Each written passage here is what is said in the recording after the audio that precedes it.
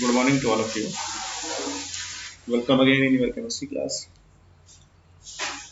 Today we are going to discuss a new chapter, that is chapter number 8, redox reaction. और इसके बारे में आपने क्लास 10th में भी कहीं पढ़ा होगा. रेडॉक्स रिएक्शन इसको कहेंगे. ठीक है, रेडॉक्स दो टर्म से बना हुआ है.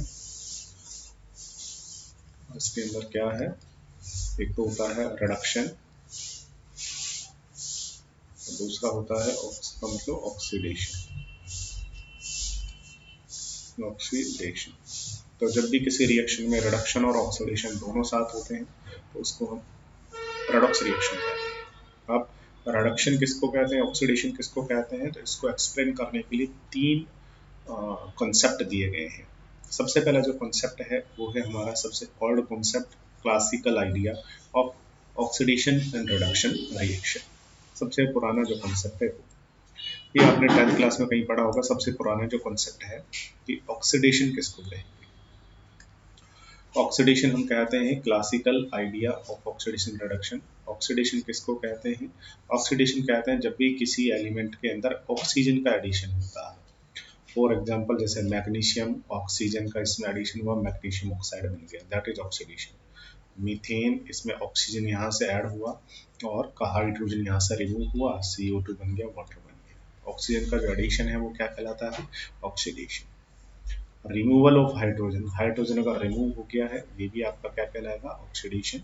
फॉर एग्जांपल H2S की ऑक्सीजन के साथ रिएक्शन कराई तो जो सल्फर है उसके साथ सल्फर जो था उससे हाइड्रोजन जो है वो रिमूव हो गया, वाटर बना के चला गया और सल्फर आपका रह गया. तो हाइड्रोजन का रिमूवल भी ऑक्सीडेशन होता है. इसके अलावा जो एलिमेंट जिनका EN हाई होता है, EN किसका हाई होता है तो आपको याद होना चाहिए, फोकल ने बेरे से कहा, जैसा मैंने बताया हुआ है. तो ये जो एलिमेंट होते हैं इनका EN हाई होता है. तो अगर इनका कहीं भी एडिशन हो रहा है हाई EN वाले एलिमेंट का, जैसे मैग्नीशियम के साथ क्लोरीन जुड़ गया, मैग्नीशियम क्लोराइड, क्लोरीन जुड़ जाए बाई चांस तो मैग्नीशियम क्लोराइड बन जाएगा. इसके अलावा रिमूवल ऑफ इलेक्ट्रोपॉजिटिव एलिमेंट्स, जिनका EN कम होता है, और EN कम किसका होता है, सारी सारी मेटल्स का, वो रिमूव हो जाए. जैसे ये आपके पास था K4FeCN का होल 6, इसको जब हमने वाटर में हाइड्रोजन पर ऑक्साइड के साथ रिएक्शन इसकी कराई तो यहाँ K4 से K3 रह गया, एक पोटेशियम रिमूव हो गया, तो मेटल यहाँ से रिमूव हो गई है, इलेक्ट्रोपॉजिटिव एलिमेंट रिमूव हो गया, that is oxidation. Reduction just इसका रिवर्स होता है, एडिशन ऑफ ऑक्सीजन ऑक्सीडेशन है, बट रिमूवल ऑफ ऑक्सीजन जो है, जैसे मर्क्यूरिक ऑक्साइड को हीट किया, mercury and oxygen, that is reduction. यहाँ पर क्या होता है, रिमूवल ऑफ हाइड्रोजन, यहाँ पर होगा एडिशन ऑफ हाइड्रोजन. तो इथीन आपके पास में हाइड्रोजन आकर के ऐड किया, इथीन बना. यहाँ addition of electronegative element था, यहाँ पर removal of electronegative element, like जैसे फेर क्लोराइड है और ये फेरस क्लोराइड में कन्वर्ट हो गया. पहले Fe के साथ 3 Cl बॉन्डेड थे, बट अब Fe के साथ 2 ही Cl बॉन्डेड है, तो एक Cl यहाँ से रिमूव हो गया. Addition of electropositive element, जैसे ये आपके पास में है मर्क्यूरिक क्लोराइड और ये है SnCl2 स्टेनस क्लोराइड, रिएक्शन कराई हमने तो इसने अपना डाइमर बना लिया Hg2Cl2, दस राइट. तो इसका क्या हो गया है, इलेक्ट्रो पॉजिटिव एलिमेंट ऐड हो गया है, इसलिए इसका क्या हो गया है, रिडक्शन. अब हमने देखा है कि जहां ऑक्सीडेशन होता है, रिडक्शन होता है, दोनों साथ साथ होते हैं, इसलिए इस तरीके के रिएक्शन को रेडॉक्स रिएक्शन कहते हैं. ये बहुत ओल्ड कॉन्सेप्ट है.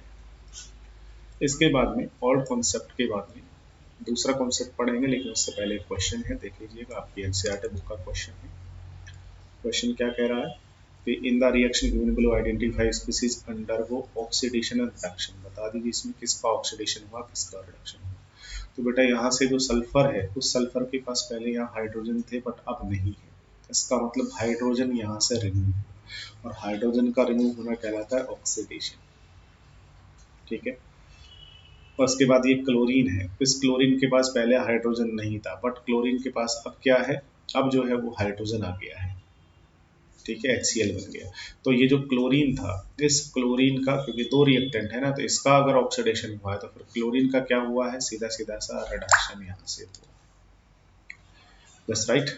उसके बाद Fe3O4 आयरन ऑक्साइड आपके पास में है, एल्यूमिनियम की रिएक्शन कराई, आयरन हो गया, ये देखिएगा एल्यूमिनियम के पास कुछ भी नहीं था बट अब ऑक्सीजन है, इट मीन्स ऑक्सीडेशन.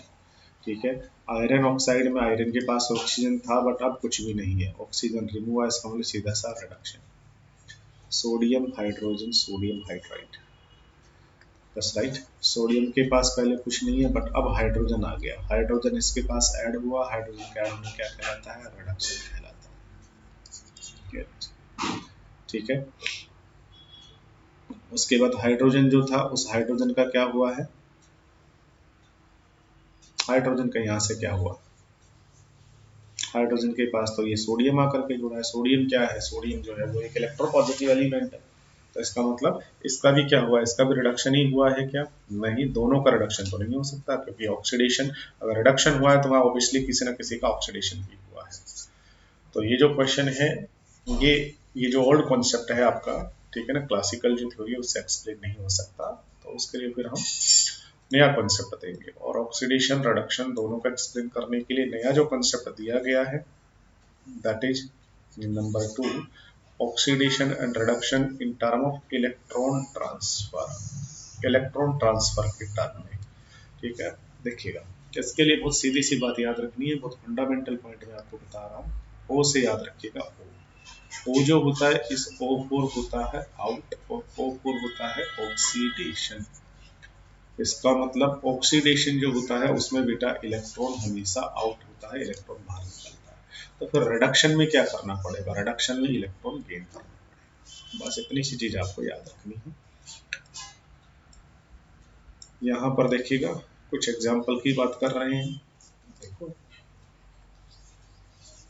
कह रहा है ऑक्सीडेशन, ऑक्सीडेशन में क्या होगा, loss of electron by any species, जब भी किसी स्पीसीज से कोई इलेक्ट्रॉन निकल के चला जाएगा, इलेक्ट्रॉन बाहर चला जाएगा, लॉस ऑफ इलेक्ट्रॉन हो जाएगा, तो उसको हम क्या कहेंगे, उसको कहते हैं ऑक्सीडेशन। रिडक्शन किसको कहेंगे, रिडक्शन होता है gain of electrons by any species is known as reduction. जैसे सोडियम आपके पास में हो, या ये रिएक्शन यहाँ पर लिखी हुई है, दो Na और Cl2 रिएक्ट करके NaCl बन गया।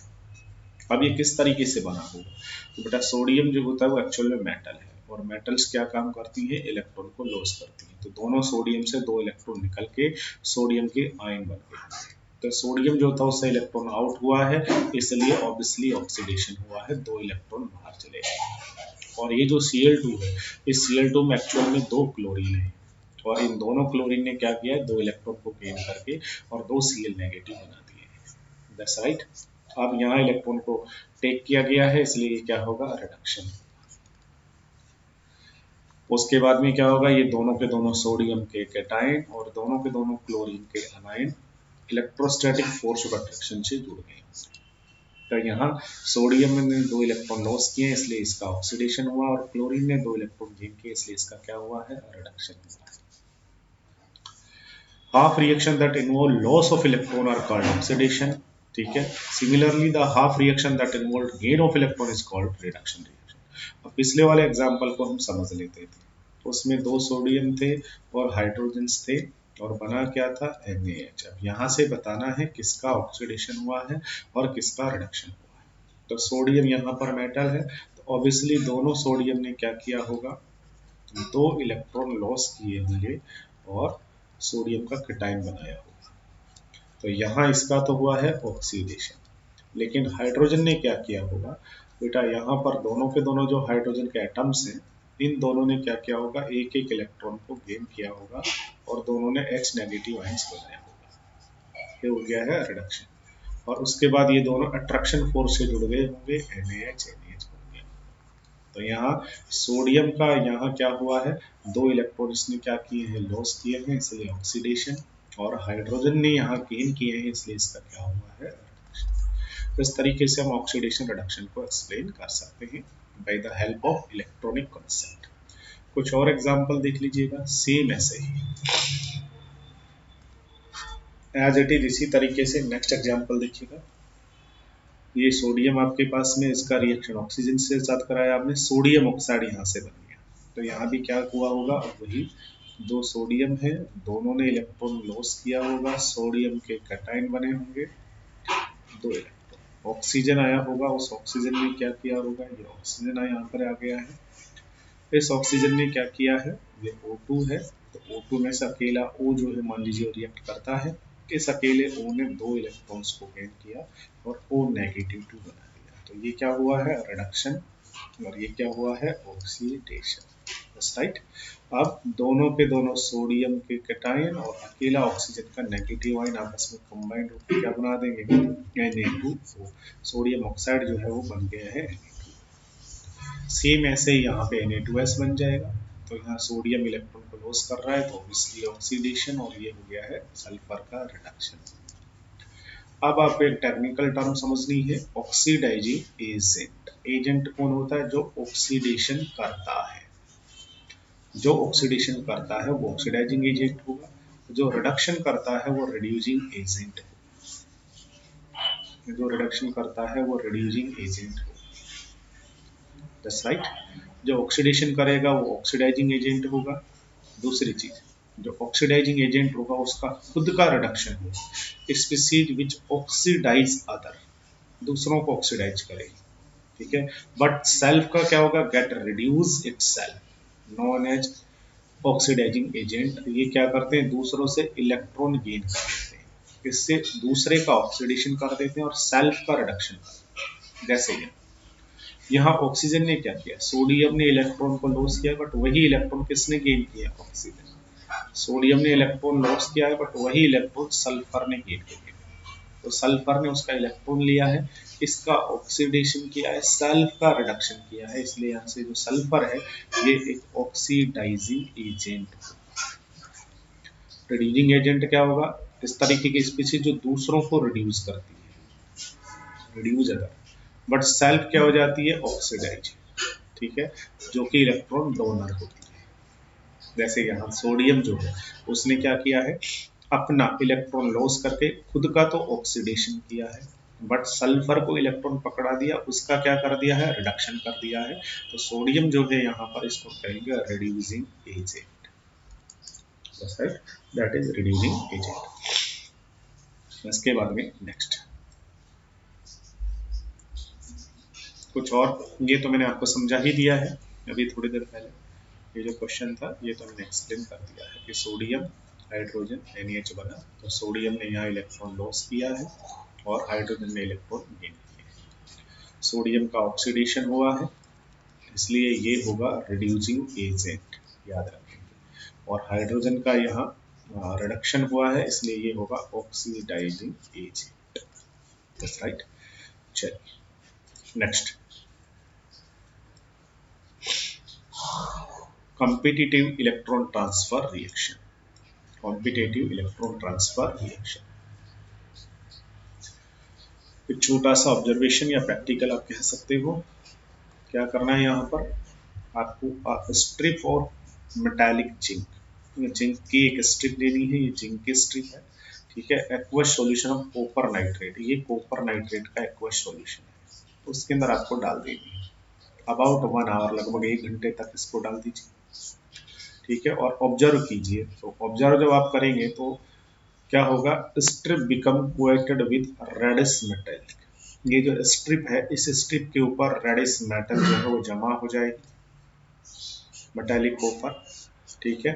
और जो ब्लू कलर सॉल्यूशन का है वो डिसअपियर हो जाएगा, धीरे धीरे देखिए इसका जो ब्लू कलर है वो क्या हो जाएगा, डिसअपियर हो जाएगा। अब ऐसा क्यों हुआ, तो देखिए ये जो कंटेनर था इस कंटेनर में पहले कॉपर नाइट्रेट भरा हुआ था या कॉपर सल्फेट भरा हुआ था, तो उससे आपको यहाँ कॉपर आयंस मिले, ये कॉपर आयन यहाँ पर प्रेजेंट थे, इनके कारण ये सॉल्यूशन ब्लू था। अब जैसे ही आपने एक जिंक की स्ट्रिप डाली है तो क्या हुआ है, यहाँ पर कॉपर आयन यहाँ जाके डिपॉजिट हो गए हैं और जिंक निकल करके यहाँ पर आ गया है। Formation of Zn ions can be verified by passing hydrogen sulfide gas through the colorless solution containing Zn positive 2 ions. White precipitate of zinc sulfide ZnS can be seen on making the solution alkaline with ammonia. बस right. क्या कह रहा है कि इस solution के अंदर हुआ क्या है, इस सॉल्यूशन में बेटा एक्चुअल में ऐसा हुआ है कि ये जो जिंक था ये निकल के सॉल्यूशन में आ गया। तो जिंक जो यहाँ पर सॉलिड में था उसने क्या किया है, 2 इलेक्ट्रॉन को लॉस किया है और जिंक आयन के फॉर्म में सॉल्यूशन में आ गया, ठीक है। और उसके बाद में कॉपर जो आयंस यहाँ पर प्रेजेंट थे उन्होंने क्या किया, उन्हीं 2 इलेक्ट्रॉन को गेन किया है और कॉपर जो है वो सॉलिड बन गया होगा और वही कॉपर यहाँ पर डिपॉजिट हो गया जिससे ये रेडिश दिखाई दे रहा है। अब आप कहेंगे कि सर सॉल्यूशन में जिंक आयन आ गए, ये पता कैसे लगे कि सॉल्यूशन में जिंक आयन है? तो इसको पता लगाने के लिए हम क्या करते हैं, इस सॉल्यूशन के अंदर H2S गैस पास करते हैं। तो H2S गैस जब हम पास करते हैं तो यहाँ से सल्फाइड और ये जिंक दोनों मिलकर के जिंक सल्फाइड बना लेते हैं, जिसका कि कैसा प्रेसिपिटेट आता है, जिंक सल्फाइड जो होता है बेटा उसका व्हाइट प्रेसिपिटेट आता है। अगर व्हाइट प्रेसिपिटेट आया इसका मतलब सॉल्यूशन में जिंक प्रेजेंट है। कॉपर जो होता है बेटा ये और सल्फाइड दोनों मिलके कॉपर सल्फाइड बनाते हैं, इसका ब्लैक प्रेसिपिटेट आता है। अगर यहाँ ब्लैक प्रेसिपिटेट आएगा तो इसका मतलब इसमें कॉपर प्रेजेंट है, और व्हाइट प्रेसिपिटेट आया इसका मतलब इसमें जिंक आयन प्रेजेंट है, जो कि पहले तो नहीं थे जिंक, पहले तो कॉपर आयन ही प्रेजेंट थे। तो इसका मतलब यहाँ कुछ केमिकल रिएक्शंस हुई है। और क्या पॉसिबल रिएक्शन होगी, क्योंकि यहाँ पर जिंक के आयन आ गए, कॉपर नहीं है, इसका मतलब जिंक वहां से यहाँ गया, कॉपर वहां से यहाँ चला गया, इसलिए पॉसिबल रिएक्शन ये। और ये रिएक्शन जब यहाँ पर हुई है तो आप बता सकते हैं which is oxidation and which is reaction. तो जिंक जो है उसने 2 इलेक्ट्रॉन लॉस करके आयन में कन्वर्ट हुआ, दैट इज ऑक्सीडेशन, और कॉपर सॉलिड में कन्वर्ट हुआ, दैट इज रिडक्शन। ठीक है, तो फाइनली रिएक्शन क्या होगी कि जिंक जो कि यहाँ पर सॉलिड में बैठा हुआ था, दोनों रिएक्शन को ऐड कर दीजिए, और कॉपर जो कि एक्वस सॉल्यूशन में पड़ा हुआ था।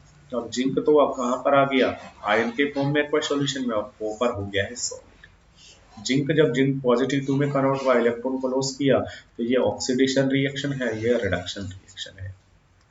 तो जिंक जो था उसका ऑक्सीडेशन हुआ है, इसलिए जिंक यहाँ से रिड्यूसिंग एजेंट है, और कॉपर का रिडक्शन हुआ इसलिए कॉपर यहाँ ऑक्सीडाइजिंग एजेंट है। That's right.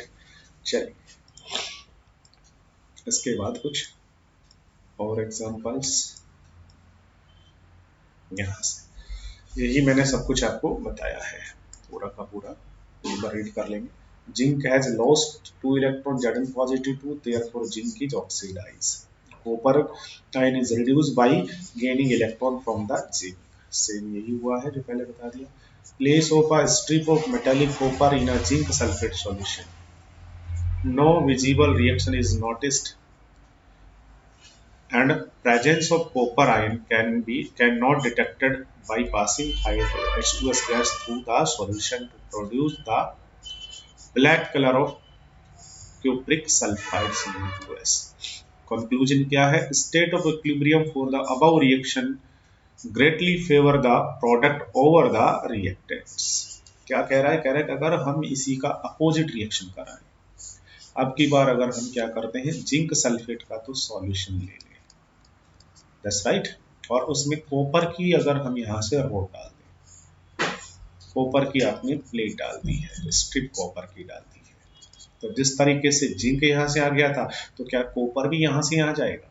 अब देखिएगा इसमें जिंक आयन प्रेजेंट है, तो इसमें H2S पास करोगे तो जिंक सल्फाइड का व्हाइट प्रेसिपिटेट आएगा, दैट्स राइट, व्हाइट प्रेसिपिटेट आएगा इसके अंदर। लेकिन बेटा अगर हम यहाँ थोड़ी देर बाद अगर H2S पास करें तो हमें ऐसा लगेगा कि सर कॉपर यहाँ आ जाएगा, जिंक यहाँ चला जाएगा, जिससे यहाँ कॉपर आने से क्या होगा, यहाँ क्यूप्रस आयन बन जाएंगे, क्यूप्रिक आयन, और H2S पास करने पर क्यूप्रिक सल्फाइड बने, जिससे कि इसका कौन सा प्रेसिपिटेट आएगा, ब्लैक प्रेसिपिटेट आए। लेकिन एक्चुअल में बेटा जब हम इसके अंदर H2S पास करते हैं तो ब्लैक प्रेसिपिटेट नहीं आता है, इसका मतलब यहाँ कॉपर आयन प्रेजेंट नहीं है, यहाँ व्हाइट प्रेसिपिटेट ही आता है, इसका मतलब यहाँ जिंक आयन ही प्रेजेंट है। तो इट मींस जिंक जो होता है वो कॉपर आयनों को डिस्प्लेस कर सकता है, बट कॉपर जो होता है वो जिंक आयनों को डिस्प्लेस नहीं कर सकता है, दैट्स राइट। चलिए अब कौन किसको डिस्प्लेस कर सकता है, ये एक्चुअल में मेटल आयंस जो होते हैं उनकी रिएक्टिविटी पर डिपेंड करता है। अब की बार हम क्या करते हैं, एक दूसरा एक्सपेरिमेंट करते हैं, और उसमें क्या किया है हमने, उसके अंदर देखिएगा, now place copper metal in aqueous solution of silver nitrate. Silver nitrate का हमने ये सॉल्यूशन लिया है, दैट्स राइट, सिल्वर नाइट्रेट का सॉल्यूशन है, ठीक है। The solution develop blue colour due to formation of copper ions. और अब हम क्या करते हैं इसके अंदर, अब की बार हम कॉपर की स्ट्रिप रख देते हैं, जिंक सल्फेट में हमने कॉपर के स्ट्रिप रखी थी तो कुछ भी नहीं हुआ था। जिंक सल्फेट में हमने कॉपर के स्ट्रिप रखी थी तो यहाँ जिंक आयन थे तो यहाँ कुछ भी नहीं हुआ था। That's right. लेकिन अब की बार हमारे पास सॉल्यूशन जो है वो सिल्वर नाइट्रेट का है, Ag पॉजिटिव यहाँ और नाइट्रेट आयन यहाँ पर है, सिल्वर आयन का है। तो जैसे कॉपर की हम प्लेट यहाँ पर पेस्ट करेंगे धीरे धीरे यहाँ पर ब्लू कलर जो है वो हो जाएगा। अब ब्लू कलर हुआ तो ब्लू कलर तो किसकी प्रेजेंस के कारण हुआ होगा, Cu पॉजिटिव 2 आयंस की प्रेजेंस के कारण हुआ होगा। तो अब यहाँ पहले तो Cu पॉजिटिव 2 आयंस नहीं थे, पहले तो Ag पॉजिटिव आयन थे।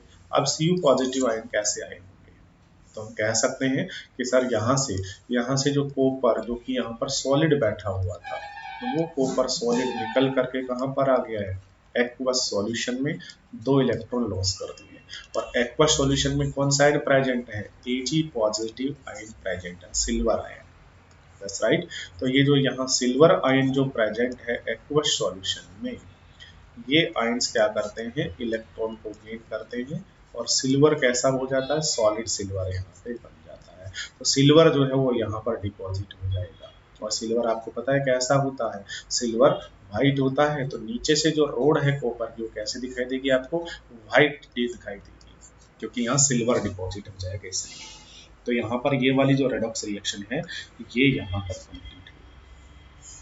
अब इसको अगर हम एक कंबाइंड फॉर्म में लिखें तो कॉपर यहाँ पर सॉलिड और Ag पॉजिटिव के 2 आयंस जो कि एक्वस सॉल्यूशन में है। कॉपर कॉपर के आयनों में कन्वर्ट हो गया है, इसका मतलब ऑक्सीडेशन हो गया, 2 इलेक्ट्रॉन रिलीज कर दिए हैं और Ag पॉजिटिव उन्हीं 2 इलेक्ट्रॉन को लेकर के सॉलिड बन गया है। तो यहाँ क्या हो गया है, रिडक्शन हो गया है।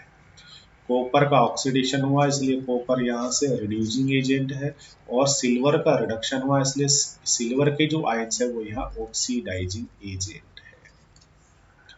Copper oxidize Cu positive 2 and Ag positive ion reduced to Ag. Equilibrium greatly favor the product Cu positive 2 and Ag. तो यहाँ पर क्या बनने के लिए फेवर होती है रिएक्शन, Cu पॉजिटिव 2 आयन और Ag बनने के लिए। लेकिन पिछले वाले के अंदर क्या था, वहां Cu पॉजिटिव 2 आयंस नहीं बने थे। जब हमने उसको जिंक के सॉल्यूशन में डाला था तो ये दोनों के दोनों इसी तरीके से प्रेजेंट थे। कॉपर प्लेट कॉपर के फॉर्म में ही प्रेजेंट था, कॉपर यहाँ सॉलिड के फॉर्म में ही प्रेजेंट था और जिंक जो था वो आयन के फॉर्म में ही यहाँ पर प्रेजेंट था, यहाँ कोई चेंज नहीं हुआ था। बट इससे पहले वाले एक्सपेरिमेंट में क्या हुआ था, उसके अंदर जो कॉपर था वो हाँ जो कॉपर पॉजिटिव आयन जो था वो कॉपर में कन्वर्ट हो गया था और जिंक की प्लेट हमने डाली, जिंक की स्ट्रिप हमने डाली तो जिंक जो था वो सॉलिड से जिंक के आयनों में कन्वर्ट हो गया था। चलिए ये हो गए हैं ऑक्सीडेशन रिडक्शन। और कौन सा कॉन्सेप्ट हुआ है, कॉन्सेप्ट जो हमारा यहाँ पर हुआ है वो हुआ है इलेक्ट्रॉन। अब ये जितने भी हमने एक्सपेरिमेंट किए उन एक्सपेरिमेंट से हम कंपैरिजन करके कुछ सॉल्यूशन निकाल सकते हैं बाय कंपैरिजन। देखिएगा, zinc release electron to copper, ठीक है। यहाँ पर जब अपने जिंक की प्लेट डाली थी, जिंक और यहाँ पर कॉपर के आयन प्रेजेंट थे तो जिंक ने अपने इलेक्ट्रॉन कॉपर को दिए। फिर दूसरे एक्सपेरिमेंट में हमने इसका अपोजिट किया तो कुछ नहीं हुआ था। तीसरे एक्सपेरिमेंट में हमने क्या किया, कॉपर की प्लेट ली और यहाँ सॉल्यूशन किसका था, सिल्वर आयनों का सॉल्यूशन था। तो कॉपर ने अपने इलेक्ट्रॉन किसको दिए, जिंक इसको सिल्वर को दिए थे। जिंक ने अपने इलेक्ट्रॉन कॉपर को दिए, कॉपर ने सिल्वर को दिए। Zinc release electron to copper and copper release electron to silver and therefore the electron releasing tendency of metal किस ऑर्डर में है कि जिंक जो है उसकी इलेक्ट्रॉन रिलीजिंग की टेंडेंसी ज्यादा है, उससे कम किसकी है, कॉपर की, और उससे कम किसकी है, सिल्वर की। We can design a metal activity series और इलेक्ट्रोकेमिकल सीरीज। इस तरीके से हम बता सकते हैं कि इनमें से किसकी इलेक्ट्रॉन रिलीजिंग करने की कैपेसिटी ज्यादा है। जिंक जो है उसकी इलेक्ट्रॉन रिलीज करने की कैपेसिटी ज्यादा है, किससे, कॉपर से। कॉपर की किससे ज्यादा है, सिल्वर से ज्यादा है। तो जिस मेटल की इलेक्ट्रॉन को रिलीज करने की कैपेसिटी जितनी हाई होगी बेटा वो मेटल उतना ही रिएक्टिव होगा, याद रखिए। इस तरीके से हम एक्सपेरिमेंट करके और मेटल की एक्टिविटी की एक सीरीज बना सकते हैं जिसको कि हम इलेक्ट्रोकेमिकल सीरीज कहेंगे। That's right, that is oxidation reduction concept. और कॉन्सेप्ट दो हमने कॉन्सेप्ट यहाँ पर पढ़े हैं ऑक्सीडेशन रिडक्शन के। कौन कौन से दो कॉन्सेप्ट पढ़े हैं? पहला हमने क्लासिकल कॉन्सेप्ट पढ़ा है और दूसरा इलेक्ट्रॉनिक कॉन्सेप्ट हमने पढ़ा है। उसके बाद नेक्स्ट जो क्लास होगी उसके अंदर हम इसका जो सबसे हम कहें तो सबसे जो सही वाला जो कॉन्सेप्ट है, ठीक है ना, वो हम पढ़ेंगे। Okay, thank you.